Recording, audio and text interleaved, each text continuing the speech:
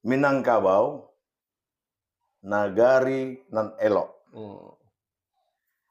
Tampe barundiang saiyo sakato. Iya. Lamo gitu indak basobo. Sekali basobo, mari kita bacarito. Tungku tigo, masak soto. Tunggu tigo masak soto. Tungku tigo masak soto. Dihidangkan untuk makan basamo. Ya. Bolehlah kita bacarito. Ya. Tapi jangan lupa, jangan lama-lama. Jadi kalau ketemu sama orang Minang, ketemu orang Batak itu saya rasanya kayak saudara sudah. Karena saya lama di sana, 12 tahun kan. Awal dinas di sana dulu. Iya, ya. Awal dinas mulai letnan. Nama Minangkabau diambilkan dari menang adu kerbo. Itu kalau di dalam ahli sejarah tidak masuk akal, nggak mungkin. Bahkan kata Minangkabau itu sendiri sudah ada sebelum Majapahit ada. Nama Minangkabau itu bukan berasal dari pertarungan antara Kabo. Nggak masuk akal kalau prajurit dari Jawa, kampanye militer ribuan orang datang ke Sumatera, bawa kerbau dan mengadu kerbau doang. Kan nggak mungkin, nggak masuk akal itu kan. Pasti harus perang dong itu kan. Dan sejarah ini pun ilmiah ya. Ilmiah. Kalau Minangkabau jelas, ya boleh katakan campuran antara Jawa dengan Melayu. Dulu Minangkabau dengan Melayu itu sama. Mulai abad ke-19 lah baru dipisahkan istilah Melayu dengan Minangkabau. Dari dulu-dulunya itu sama Minangkabau dengan Melayu itu. Kerajaannya namanya Minanga. Nah tadi itu. Tanah datar itu tanahnya itu situ tempat landai. Iya, padahal tidak. Pantasan kalau kita pergi ke sana memang nggak ada landainya. Gunung semua, lembah sama gunung. Mana yang Teladan Nusantara.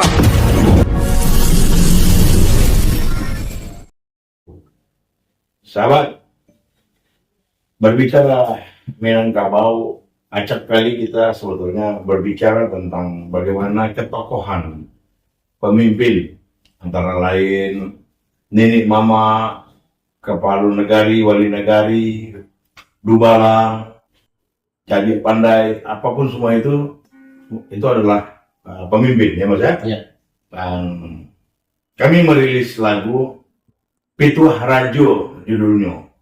Artinya petuah tentang pemimpin lah, tentang rajo-rajo. Artinya kalau seorang raja itu memang dia harus menjadi pengayom. Pemimpin harus menjadi pengayom bagi masyarakat sekitarnya. Kita dengarkan satu lagu dirilis oleh Majen Agus Purnawirawan Agus Sari Padilla dan Brigjen Amrijar Purnawirawan. Oke. Kita mulai Mas ya? Oke. Rajo la la la la la la la la.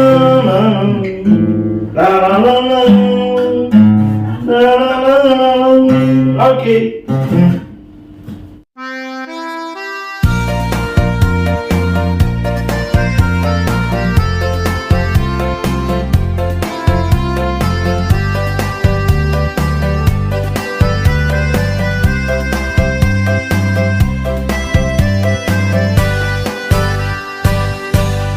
Rajo disayang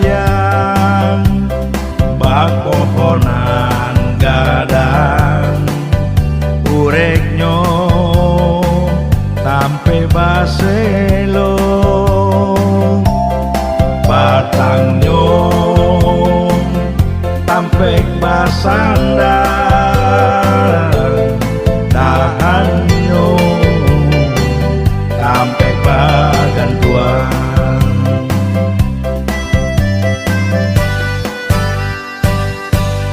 Rajo disayang bak pohonan gadang daunnya sampai balinduan buahnya kadimakan airnya kadiminum.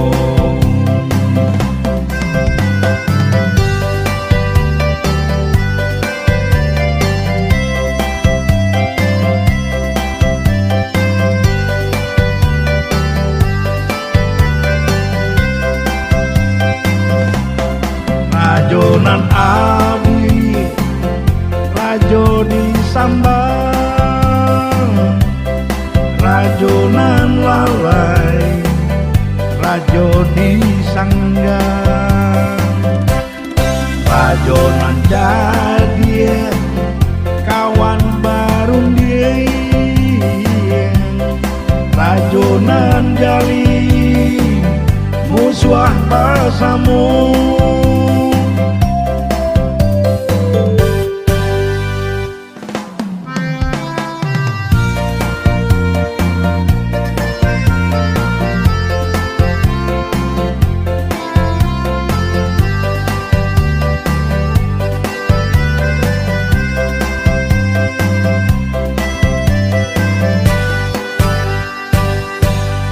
Rajo disayang bak pohonan gadang daunnya sampai balinduan buahnya kadimakan airnya kadiminum.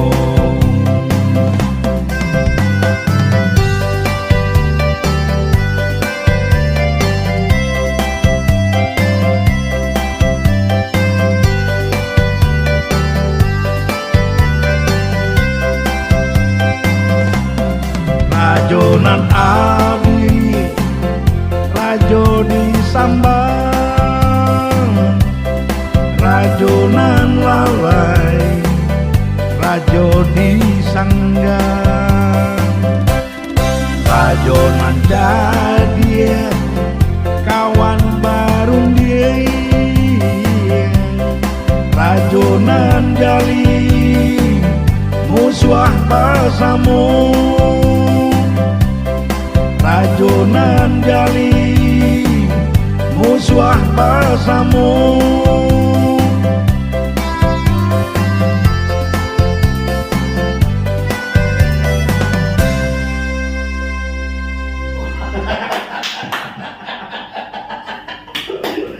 Jadi rajonan jalim itu Ya musuh bersama. bersama ya. Tapi kalau rajonya Adia Adia disambah. sambal, Iya. lalai Lalai disangga. sanggah. Kalau disangga ya jangan marah kan. Karena lalai Lalai dia ya. mengurui masyarakat Iya. juga. Kabar Pojok Tentara, Lala dan Nusantara. Selamat malam. Assalamualaikum warahmatullahi wabarakatuh. Sahabat Pojok Tentara, Teladan Nusantara. Hari ini kita berjumpa kembali dengan narasumber yang sudah berkali-kali hadir di Pojok Tentara ini. Langsung kita sambut Datua Mayor Jenderal Purnawirawan Agus Hari Padera. Assalamualaikum Pak Datua. Waalaikumsalam. Sehat ya? Alhamdulillah. Ya, katanya baru datang dari Magelang ya? Oh iya. Ya, apa riwa-riwi lah ya. Kira-kira antara Magelang, Bandung, nah sekarang ke Jakarta. Nyetir sendiri Namanya Purnawirawan. Sudah nyetir sendiri harus. ya? Sendiri ya? Jangan sampai nanti post power syndrome gitu. Sahabat, saya panggil Datua karena topik kita kali ini agak berat ini. Sejarah Minangkabau. Nah, jadi Majen Purnawirawan Agus Hari Padera akan mengulas tentang bagaimana sebetulnya sejarah Minangkabau, asal-usul orang-orang Minang, kemudian bagaimana budayanya, bagaimana tokoh-tokohnya di sini, kemudian apa saja yang pernah terjadi dalam sejarah Indonesia di ranah Minang ini. Ya, Mas Agus ya. Oke. Tapi Mas Agus, biasa ini kalau kita bicara tentang Minangkabau ini, Nah, ya. kurang elok. Bisa ditegur sama orang gaya-gaya ini, orang tua-tua. Jadi kita harus bukanya dengan pantun, sahabat ya. Ini pantunnya ya mohon dimaklumi lah. Kita mulai ya. Minangkabau nagari nan elok. Tampe barundiang saiyo sakato. Iya. Lamo gitu indak basobo. Sekali basobo, mari kita baca rito. Boleh baca rito ya? Sobat Pojok Tentara. Ini kalau udah mau mancing-mancing dengan pantun, saya nggak mau kalah juga. Saya harus jawab dengan pantun juga tadi kan. Oke lah, kalau baca itu mah gampang kan gitu kan. Tungku tigo, Tunggu tigo. masak soto. Tunggu tigo masak soto. Tungku tigo masak soto. Dihidangkan untuk makan basamo. Ya. Bolehlah kita baca itu. Ya. Tapi jangan lupa, jangan lama-lama.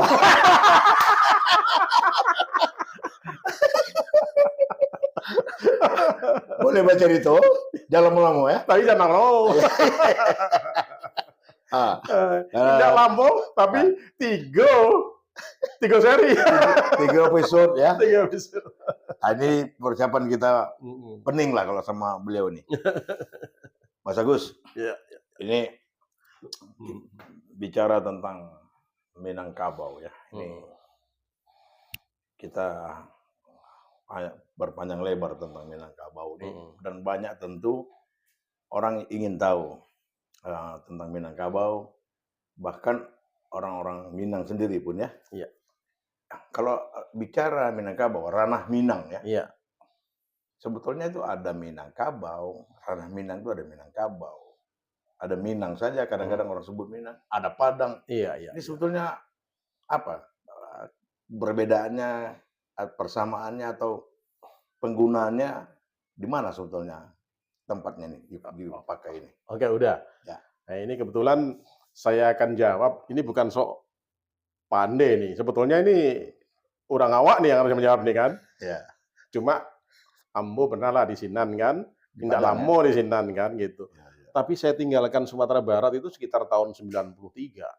Sumatera Barat. Sudah tidak pernah saya injak lagi Sumatera Barat. Dari? Cuma 2 tahun. 2 tahun. 91, 93 Cuma ya. saya mempelajari budaya Minang dan karena saya senang sejarah, sehingga saya sangat kagum dengan budaya Minang. Karena saya kebetulan dinas pertama kan di sana udah. Jadi saya anggap Sumatera Utara dan Sumatera Barat itu, daerah Sumatera Utara dan Sumatera Barat, ya, itu boleh katakan kampung halaman saya kedua.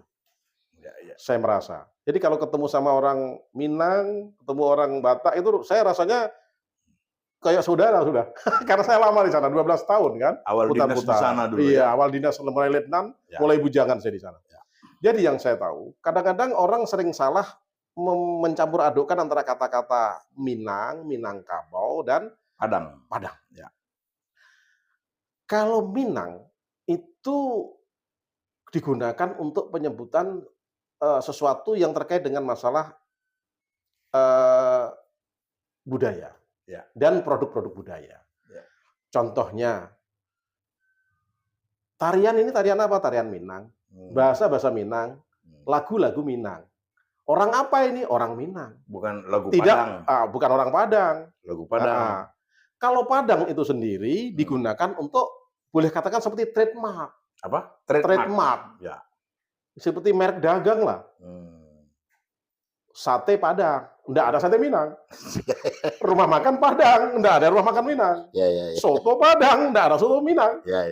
Ini Trademark ya. trademark untuk Padang itu. Kalau Minangkabau ini untuk untuk sesuatu yang bersifat lebih mendalam. Contohnya kayak adat istiadat Minangkabau. Ya. Enggak adat istiadat Minang, adat istiadat Minangkabau. Nah, karena kalau sudah menunjuk kepada Minangkabau, itu menunjuk kepada sesuatu entitas yang jauh lebih tua. Dan dia lebih formal lah. Ya, lebih formal. Ya. Orang sering mengatakan bahwa Minangkabau sesuai dengan Tambo. Ya. Tambo itu boleh katakan kalau di Jawa itu ini kakawin gitu ya, sejarah. Nah, sejarah lesan. Lisannya. Tambo itu bermacam-macam. Ada tambo lesan, tambo asli, tambo saduran, tambo yang sudah beredar di masyarakat seperti folklore, cerita-cerita di masyarakat. Itu tambo. Sehingga tambo itu nilai sejarahnya itu tidak terlalu tinggi. Karena apa? Banyak mitos juga di situ. Sesuatu yang boleh katakan nggak masuk di logika. Mitos. Dan di dalam tambo itu, contoh segala macam bahwa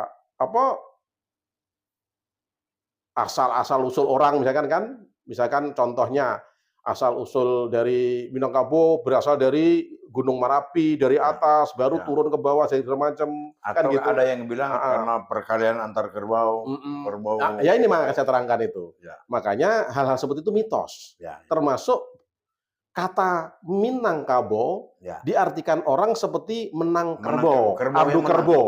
Ya. Antara kerajaan Pagaruyung yang dipimpin oleh raja yang boleh katakan dari Majapahit juga melawan tentara Majapahit. Ya. Nah, itu kan kejadian abad ke-14. Ya. Aditya Warman, kalau memang itu betul, itu kan baru 14. Sementara negara Kertagama sudah menyampaikan, bahkan di Singosari, pada peristiwa Pamalayu, jauh sebelum ada Majapahit, sudah menyebutkan di situ negara Minangkabau. Berarti istilah Minangkabau itu jauh bahkan sebelum ada Majapahit. Nah, makanya kalau cerita tentang Minangkabau, itu kita harus mengurut dari sejarah. Jangan melulu dari Tambo. Kalau dari Tambo ya seperti itu. Bayangkan tentara Majapahit mengirimkan ekspedisi militer, ongkosnya besar, puluhan ribuan orang, masa sampai di tempat adu kerbau, masuk akal nggak kira-kira? Inilah yang tidak masuk logika. Itulah Tambo ini. salah satu Tambo itu artinya semacam mitos lah. Banyak mitos di situ. Bukan legenda bahkan nggak juga legenda. Iya, nggak masuk akal. Makanya cerita-cerita rakyat lah. Folklore. Folklore. Makanya nama Minangkabau diambilkan dari menang adu kerbau, itu kalau di dalam ahli sejarah tidak masuk akal, nggak mungkin. Bahkan kata Minangkabau itu sendiri sudah ada sebelum Majapahit ada. Karena dalam peristiwa Pamalayu disebutkan menaklukkan tanah Malayu dan termasuk Minangkabau. Karena ada Minangkabau di situ. Makanya saya akan mengutip yang agak lebih sejarah. Karena kalau kita berbicara sejarah, kita harus berbicara tentang harus ada data-data primer, sekunder, dan tersiernya. Kalau mau kita berbicara sejarah, kita harus ada literernya yang sejaman, ada situsnya yang sejaman, ya kan? Dibetulkan oleh berita-berita dari luar maupun dari dalam. Kemudian ada artefak-artefaknya yang sejaman. Kemudian ada literer yang tidak sejaman tapi mendukung. Kemudian ada artefak ataupun situs yang tidak sejaman tapi mendukung. Gitu. Ada urutannya banyak. Jadi nggak bisa hanya mitos. Tapi kalau Tambo ini banyak mitosnya. Makanya Tambo ya sekedar untuk pembanding saja. Makanya untuk nama Minangkabau, pertama kali saya harus mengutip apa yang disampaikan oleh atau yang tertulis di dalam Prasasti Kedukan Bukit. Prasasti Kedukan Bukit ini salah satu prasasti untuk membuktikan entitas Sriwijaya atau adanya Sriwijaya. Di Kedukan Bukit itu disebutkan bahwa Dapun Tahiang ini adalah pangeran yang mendirikan kerajaan Sriwijaya. Nah, itu sekitar abad ke-6, tahun 500 sekian. Dapun Tahiang itu di dalam prasasti itu menyampaikan bahwa Dapun Tahiang berangkat menuju ke Minangatamuan. Tamuan di dalam Kedukan Bukit itu. Makanya ahli sejarah ini banyak macam-macam ini. Seperti Eli Kosok mengatakan, Profesor Eli Kosok dari Amerika menyatakan bahwa Dapun Tahiang ini mendarat di Minangatamuan. Tamuan ini dengan Minanga itu gabung kata-katanya. Walaupun di dalam Kedukan Bukit itu garisnya berbeda, penulisnya. Minangatamuan. Tamuan itu akhirnya dua sungai, pertemuan dua sungai. Jadi Minanga, kerajaan Minanga yang berada di pertemuan dua sungai. Ini sudah termasuk asal-usulnya lah ya? Iya, ini asal-usulnya Minang. Untuk membuktikan bahwa Minang itu jauh sebelum ada Majapahit, sudah ada kerajaan Minang. Nah, gitu. Istilah Minangkabau itu sudah ada juga. Abad ke-6 ya? Jadi, Minangatamuan, tulisannya Minangatamuan. Sudah ada kerajaan Minanga. Di Tamuan. Tamuan itu dua sungai, pertemuan dua sungai. Ya kalau bahasa sejarah itu Mesopotamia. Mesopotamia kan di antara dua sungai. Ini pertemuan dua sungai. Terbalik ya? Ini pertemuan. Dia bukan delta ya? Nah, bukan delta. Ini sungai yang bertemu. Sungainya apa ini? Inilah yang berbeda-beda. Purbacaraka dengan Sukoco, Profesor Purbacaraka mengatakan bahwa ini berada di Sungai Kampar Kiri dan Kampar Kanan. Pertemuan antara Sungai Kampar Kiri dan Kampar Kanan. Ya. Karena Kampar Riau Kampar ya. Kiri, iya. Ya. Makanya Pagaruyung itu kan dekat dengan ke arah Kampar. Ya. Karena kalau kita melihat wilayah budaya Minangkabau, Ya. itu jauh lebih luas dibanding wilayah Sumatera Barat saja. Tidak. Wilayah budaya Minangkabau itu meliputi sampai ke Riau, Sampai, ya. ke baratnya itu, ke timurnya, Ya. sampai ke Riau, sampai ke Jambi, sebagian Kerinci, Jambi, Kerinci, Jambi. sampai ke pesisir barat Sumatera Utara, Sibologa, sampai ke pesisir barat Tapanuli lah. Tapanuli Tengah sekarang. Tapanuli Selatan ya. Tapanuli Tengah. Dan Tapanuli Selatan otomatis. Ya. Kemudian pesisir barat dari Aceh Tenggara dan Aceh Barat. Ya, ya. Jadi Aceh Barat dan Aceh Tenggara serta Aceh Selatan itu wilayah budaya Minangkabau. Minangkabau ya. Makanya orang-orang Tapak Tuan itulah ya. Iya, Tapak Tuan. Makanya seperti Tengku Umar itu kan dari Melaboh. Ya. Itu ada yang menyatakan bahwa dia ada keturunan Minang. Ya. Banyak pahlawan-pahlawan Aceh yang dari selatan, Tapanuli Tapak Tuan, Aceh Tenggara, kemudian Aceh Barat itu keturunan Minang. Memang dari dulu wilayah budaya Minang itu sampai ke pesisir Aceh. Karena sebetulnya kalau kita mulai, Minang dengan Melayu ini, ahli sejarah menyatakan bahwa ini satu sebetulnya. Mulai membedakan antara Minangkabau dengan Melayu itu abad-abad ke-19. Mulai dibedakan. Untuk membedakan antara budaya patrilineal, itu yang Melayu, dengan budaya matrilineal, yang Minangkabau. Padahal sebetulnya satu. Melayu dengan Minangkabau satu. Nanti asal-usulnya kita ceritakan dalam sejarah di Kerajaan Pagaruyung dari mulai Aditya Warman. Dari mulai kerajaan Melayu itu. Setelah runtuhnya Sriwijaya oleh Cholamandala dari India Selatan. Jadi saya kembali ke masalah nama tadi. Nama ya. Nama Minangkabau itu bukan berasal dari pertarungan antara kebo. Nggak masuk akal kalau prajurit dari Jawa, kampanye militer ribuan orang datang ke Sumatera, bawa kerbau dan mengadu kerbau doang. Kan nggak mungkin, nggak masuk akal itu kan. Pasti harus perang dong itu kan. Dan sejarah ini pun ilmiah ya. Ilmiah. Nah, kalau Minangkabau jelas. Minangkabau ini abad ke-7. Karena Kedukan Bukit ini prasastinya sekitar tahun 682. Artinya satu daerah di daerah pertemuan sungai. Dua sungai. Yang membedakan antara satu sejarawan dengan sejarawan lain, sungainya apa? Nah, itu. Ya, Sungai Kampar itu. Kalau Purbacaraka, Sungai Kampar Kiri dan Kampar Kanan. Ya. Kalau Slamet, profesor ini keturunan Tionghoa ini, Slamet Mulyana, ini banyak menulis tentang masalah Majapahit. Minangatampan ini itu di Sungai Batanghari. Jambi. Ya. Cuma di hulu Sungai Batanghari. Ya. Hulunya Sungai Batanghari itu daerah Bungo, daerah itu sudah perbatasan dengan Sumatera Barat sekarang ini. Ya. Dulu pusat pemerintahan kerajaan baru ya di situ sebetulnya. Di daerah-daerah situ. Kerinci ya. Iya, di daerah situ. Ya. Antara perbatasan antara Riau, kemudian Sumatera Barat kekinian, Riau kini, kemudian Jambi kekinian, ya antara Bungo, Sijunjuang, daerah-daerah situ semua. Segitiga itu. Maka di situ ada Sungai Kampar Kiri, Kampar Kanan.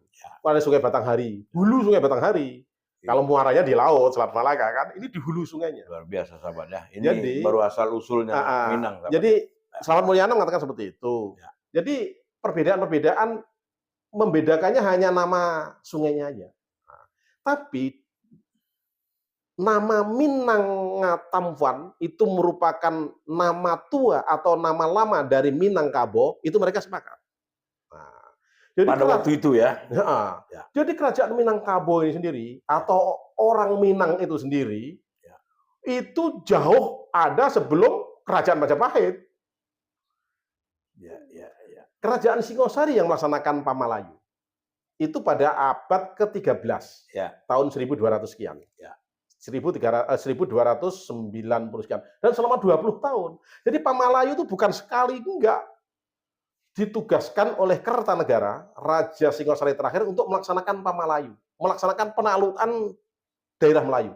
Karena Setelah runtuhnya Sriwijaya oleh kerajaan Cholamandala dari India, muncullah kerajaan Melayu oleh dinasti Maulwi. Maulwi Warmadewa.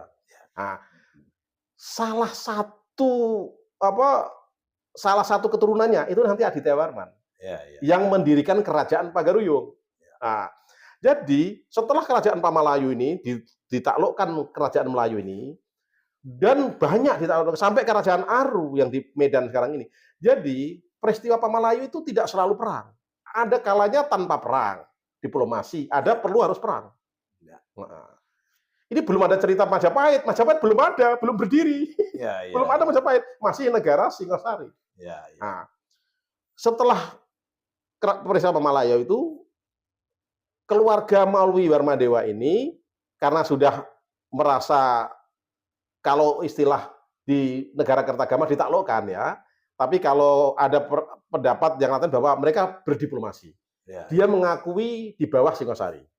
Akhirnya mengirimkan 2 dara gadis, anak dari Raja Melayu, namanya Dara Petak sama Dara Jingga.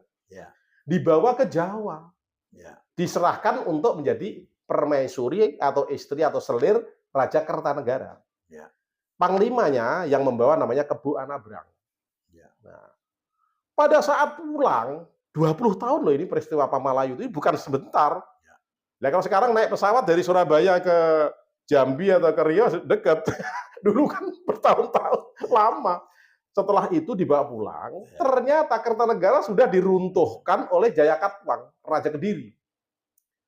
Kediri dengan Singosari itu selalu kalau ini saya melambung sedikit di sejarah Jawa, ada kaitannya saya dengan sejarah Pagaruyung. Kediri itu selalu dendam dengan Singosari. Karena pusat kerajaan di Jawa dulu itu setelah dari Jawa Tengah, Kerajaan Medang, di bawah oleh Empu Sendok, itu ke sekitar Jombang. Kemudian oleh Airlangga, anak Raja Udayana Bali, yang jadi menantu Raja Medang, itu dipindahkan ke Kahuripan, di Kediri sekarang ini, atau Kadiri.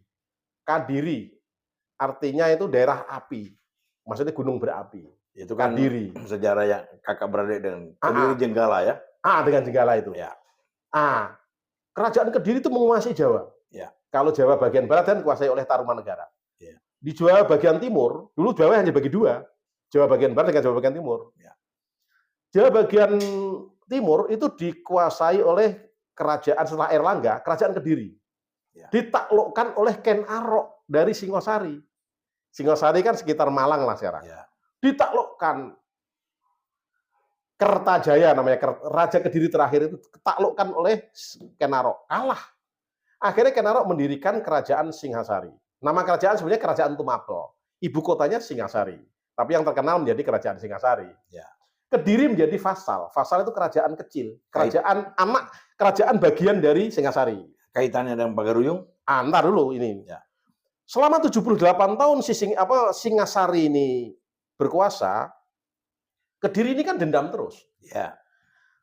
78 usia Singhasari itu hanya 78 tahun.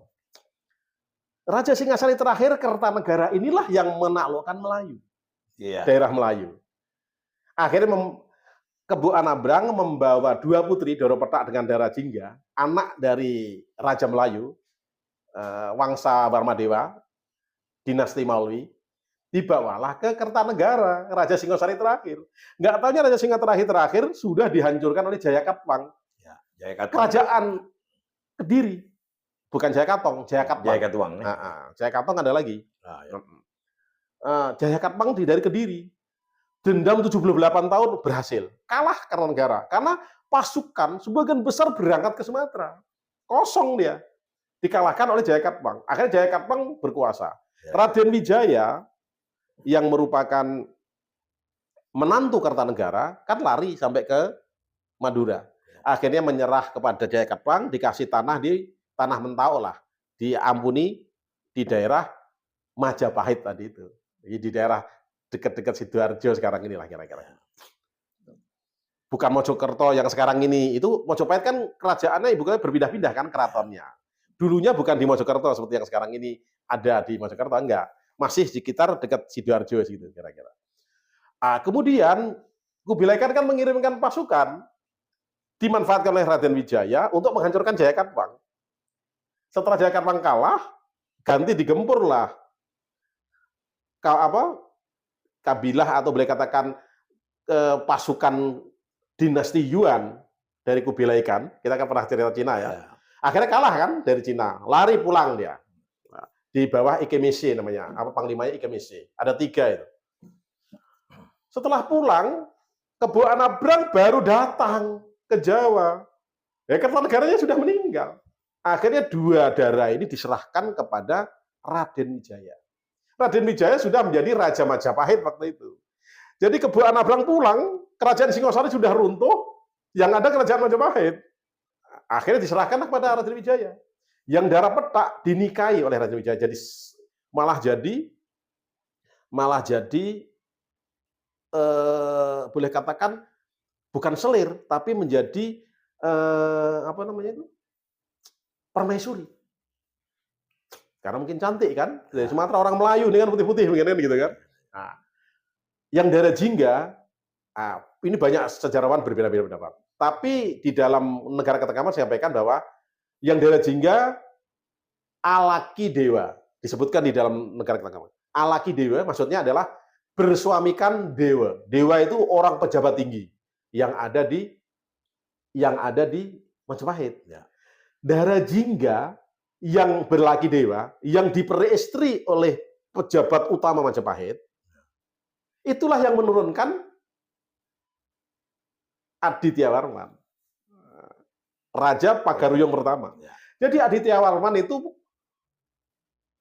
boleh katakan campuran antara Jawa dengan Melayu. Dulu Minangkabau dengan Melayu itu sama. Mulai abad ke-19 lah baru dipisahkan istilah Melayu dengan Minangkabau. Dari dulu-dulunya itu sama Minangkabau dengan Melayu itu. Kerajaannya namanya Minanga. Nah, tadi itu ya.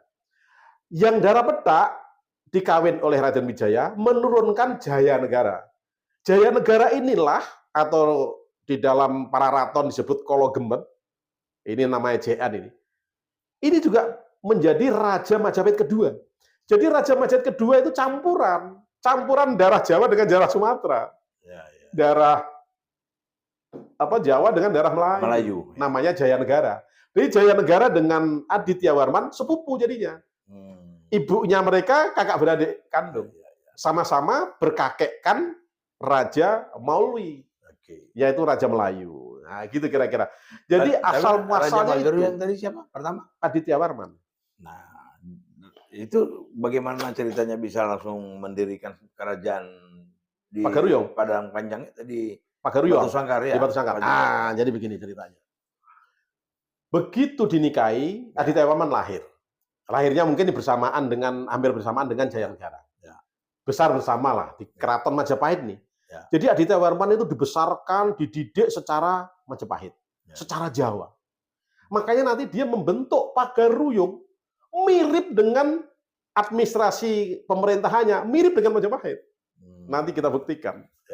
Persis dengan Majapahit, Aditya Warman itu. Nah, jadi dibesarkan oleh Jawa, dibesarkan di Majapahit. Setelah dia dewasa kan, siap, dikembalikanlah ke Melayu sini, tanah Melayu. Untuk dijadikan raja di Melayu, tapi menjadi raja bawahan Majapahit. Nah, gitu loh. Kerajaan Majapahit. Karena dia ini kan anak Majapahit sebetulnya kan. Nah, dijadikan raja Melayu. Setelah besar dia jadi Melayu, kemudian memindahkan kerajaannya yang dari daerah sekitar Riau dan Jambi tadi dipindahkan lebih ke pedalaman, yaitu ke daerah Batu Sangkar sekarang ini. Disitulah ditemukan prasasti-prasasti yang bersamaan dengan patung Amogapasa yang dulunya dikirimkan dari Jawa, yakni dari Singasari untuk untuk diberikan kepada Raja Melayu. Karena Raja Melayu kan sudah menaruh dirinya di bawah Singasari, di bawah Jawa. Tanpa ada perang pada saat itu dengan Melayu. Tapi dengan yang lain-lain ada perangnya. Jadi Pamalayu itu tidak selalu perang. Ya. Tapi dengan keluarga Maulwi Dharma Dewa ini tidak perang informasinya. Ya. Nah, dia oke lah kita. Jadi tidak ada penaklukan lah. Nggak ada dengan perang. Sendiri kesadaran ya bahwa mereka. Saya oke lah saya di bawah Majapahit. Ya. Karena Majapahit harus merangkul Sumatera dalam rangka menghadapi dinasti Yuan di Cina. Jadi makanya perang adu kerbo itu secara metafora itu ada benarnya begini ceritanya. Setelah Aditya Warman itu menjadi raja, dia memindahkan kerajaannya ke pedalaman, daerah Batu Sangka, daerah Tanah Datar. Karena Tanah Datar itu merupakan luhak paling tua. Ya. Karena ada 3 luhak. Luhak Nantigo. Ya. Luhak yang di daerah Ranah Minang itu kan ada luhak dan ada rantau. Ya. Nanti ada. Nanti saya terangkan tentang ikhtisar adab. Ya. Apa bedanya rantau dengan luhak? Ya. Luhak ini tanah asli dari Minangkabau. Itu luhak Nantigo. Yang tertua itu luhak Tanah Datar. Ya. Tan Anadata maksudnya. Ya. Bukan tanah datar. Nggak ada yang datar kok. Tan Anadatar maksudnya tidak ada yang datar. Cuma sekarang menjadi tanah datar akhirnya. Salah. Malah jadi salah. Dulunya itu kan Tan Anadatar. Maksudnya tidak ada yang datar artinya. Tan Anadatar. Sekarang jadi tanah datar. Ya. Jadi dikira orang tanah datar itu tanahnya itu situ tempat datar. landai. Iya, padahal tidak. Pantasan kalau kita pergi ke sana memang nggak ada landainya. Gunung semua, lembah sama gunung. Mana yang datar ini? Sahabat, wah ini kita pening ini kalau udah bicara sama Pak Agus ini, aduh luar biasa. Ini baru cerita asal usul ya. Kita belum masuk ke budaya ini ya. Sebentar, boleh saya sebelum udah sampaikan. Kenapa ada istilah adu kerbo? Nah, ini gini, perlu diketahui. sebetulnya ya. Aditya Warman, oke. Minum dulu kita. Aditya Warman ini kan anak Majapahit sebetulnya. Ya. Kerbo besarnya kan Majapahit. Ya. Ini anak kerbo Aditya Warman. Ya. Tapi setelah Majapahit mengalami perang Paragreg. Perang Paragreg itu perang yang berturut-turut itu. Paragreg artinya. Perang yang tidak sekali jadi. Perang terus-menerus. Perang saudara. Akhirnya meruntuhkan Majapahit pelan-pelan. Akhirnya daerah-daerah kekuasaan yang di mancanegara, daerah dari Kalimantan, di Filipina Selatan, itu pada melepaskan diri masing-masing. Termasuk Aditya Warman. Nah, Aditya Warman melepaskan diri, melawan. Makanya disebut Minangkabau. Artinya? Ini kalau kita memaknai Tambo, itu nggak bisa letterlock. Karena bahasa Tambo itu bahasa kiasan, bahasa metafor, metafora. Anak kerbo memenangkan pertarungan dengan kerbo. Jadi Aditya Warman berhasil melepaskan diri melawan Majapahit. Orang tuanya yang di sana. Iya, ini kan kerbo besar. Ya. Aditya Warman itu kerbo kecil. Ya, jadi semacam berhasil melepaskan. Betul, metafora aja sebenarnya. Metafora. Ya. Bukan adu kerbo betulan, dikasih tanduk dari besi, pura-pura menyusu, mati. Nah, itu kan cerita Tambo. Jadi metaforanya itu Aditya Warman itu melepaskan diri dari Majapahit. Ya, artinya karena Majapahit sudah nggak mampu lagi. Kiasannya begitulah. Iya. Metafor itu kiasan. Perlu pemaknaan orang yang mendalam, utuh, supaya bahwa Minangkabau itu bukan berarti memang kerbau dengan kerbau di ada. Ya, enggak gitu. Ya, seperti itu ya. Karena itu sahabat, ya. Bahasa Minangkabau, Minanga, itu aja jauh sebelum ada Majapahit.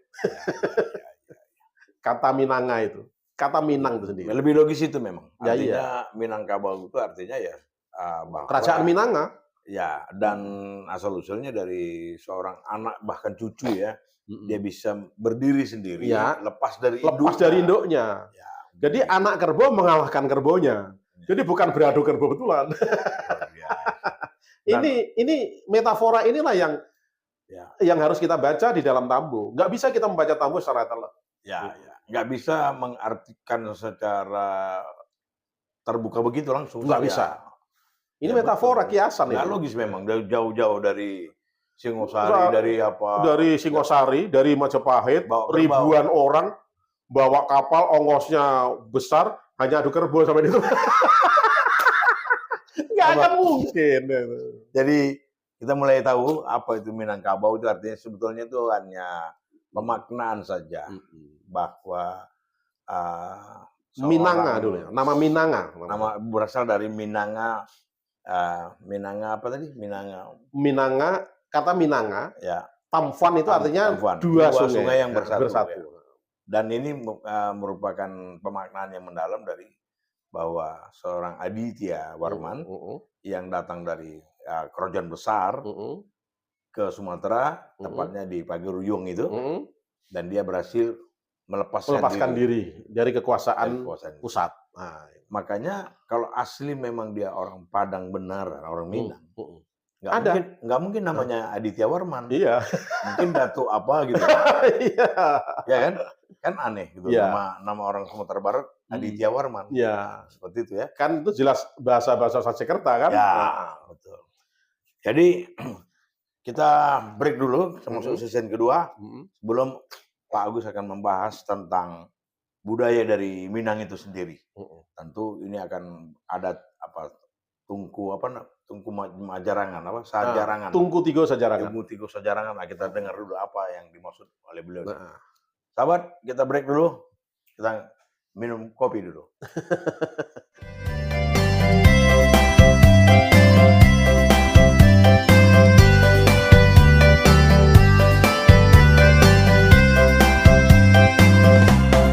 Rajonan abdi, rajo di sambal, rajonan lalai, rajo di sanggar, rajonan jadi kawan baru dia,